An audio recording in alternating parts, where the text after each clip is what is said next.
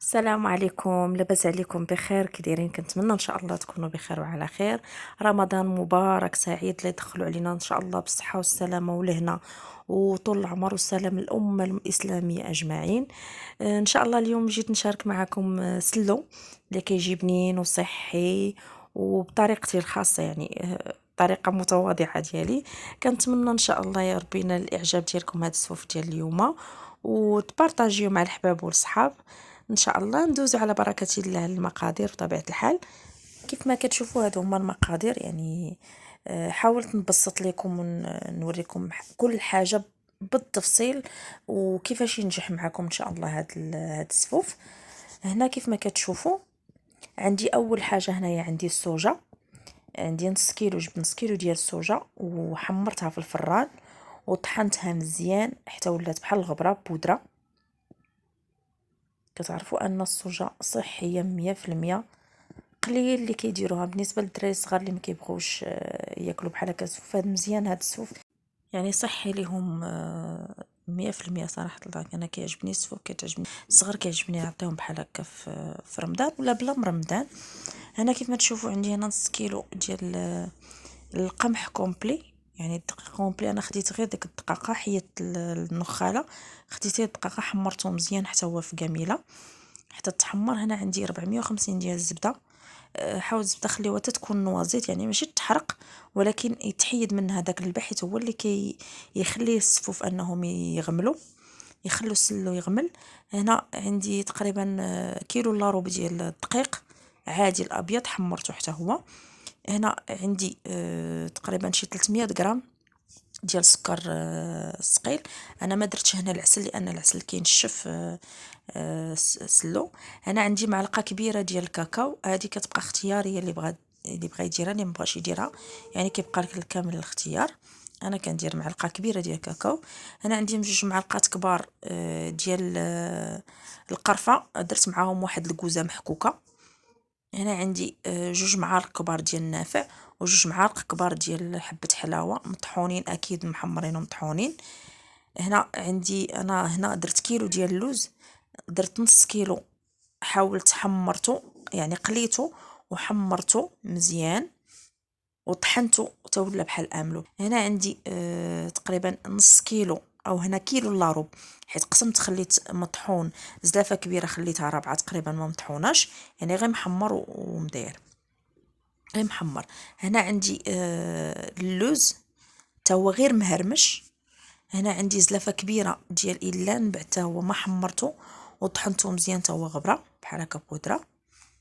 عندي شويه ديال اللوز، يعني اللوز كيبقى اختياري، يعني غير للتزيين، كيبقى هكا كنلوحو من الفوق. عندي ضروري البنات الملحه لان هي اللي كتعدل الذوق وكتعطي نسمه زوينه للسلو.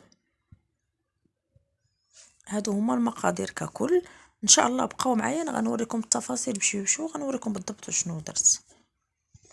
هنا يعني في اناء كبير او بانيو كبير او اللي عندكم، كنحاولوا نحطوا كلشي. هنا عندي الدقيق اللي بطبيعه الحال محمر ومغربل، كندلو عليه داك القمح بلي اللي مغربل ومحيده منه الدقاقه.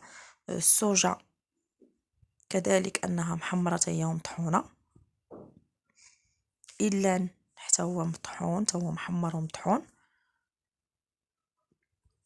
هنا عندي السكر ثقيل، ما كثرتش الحلاوه بزاف، يعني كيبقى لكم الاختيار على حسب الذوق الحلاوه. عندي هنا النافع وحبه حلاوه، كيف ما قلت لكم جوج معالق كبار جوج معالق كبار. هنا عندي الملحه.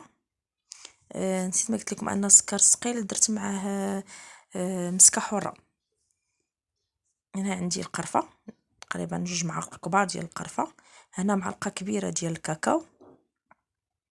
الكاكاو يعني كتعطي نسمه زوينه وفي نفس الوقت كتعطي حتى واحد الكولور للسلو. كنحاولوا نخلطوا النواشف كيف ما كتشوفوا، يعني كل وحده والطريقه ديالها ديال باش كتصاوب السلو. يعني كيبقى كاين اللي كيديروا غير بالدقيق بوحدو، كاين اللي كيديروا بالشوفان، كذاك الشوفان كيجي رائع، الشوفان مطحون كيجي زوين.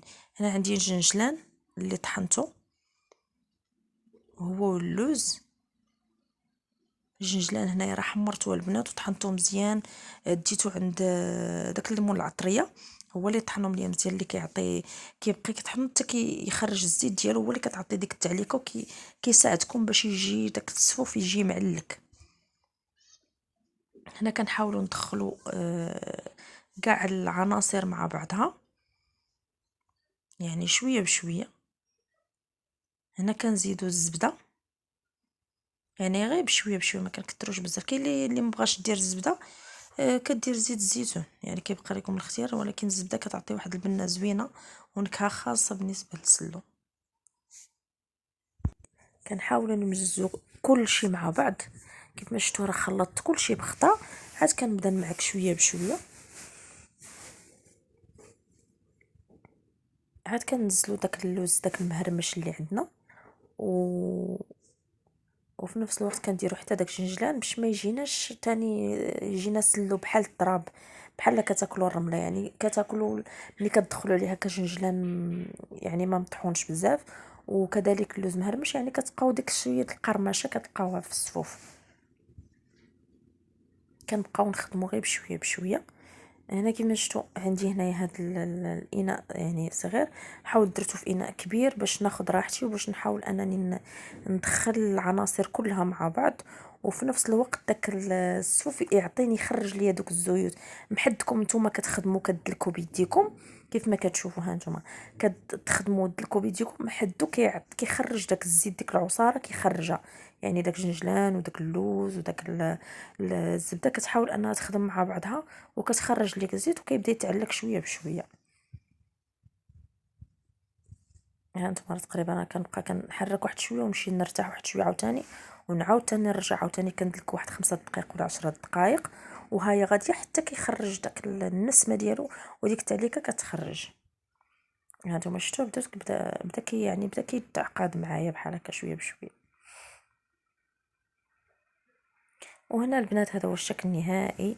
يعني شكل بسيط، حاولت دريسيتو في واحد المول ديال الكيك وقديته وزوقته بحال هكا بشويه ديال اللوز من الفوق وشويه ديال الورد. نتمنى ان شاء الله الاقتراح ديال اليوم ينال الاعجاب ديالكم وتجربوا بطبيعه الحال اكيد، علاش لا، وتبارطاجيو مع احبابكم وصحابكم، وما تبخلوش عليا البنات باقتراحات ديالكم وبانتقادات ديالكم اللي ديما كتساعدني وديما كتحفزني انني نجيب لكم الجديد وانني نستمر في هذا لاشين ان شاء الله الرحمن الرحيم. شكرا للمتتبعين الجداد ولا المتتبعات القدام، متتبعين القدام كنشكركم بزاف على حسن المتابعة وعلى يعني الانتقادات وعلى التعاليق الزوينة الجميلة اللي ديما كنلقاها ان شاء الله. ان شاء الله نتمنى انني الفيديو الجاي نجيب لكم يعني الجديد والجديد، يعني نحاول ما نتعطلش عليكم بزاف، حيت مره كنتعطل، ولكن على حساب الظروف وعلى حساب حتى الخدمه هي ما مساعدانيش. ان شاء الله نتلاقاو في فيديو جديد بحول الله. نتخليكم على خير والى اللقاء.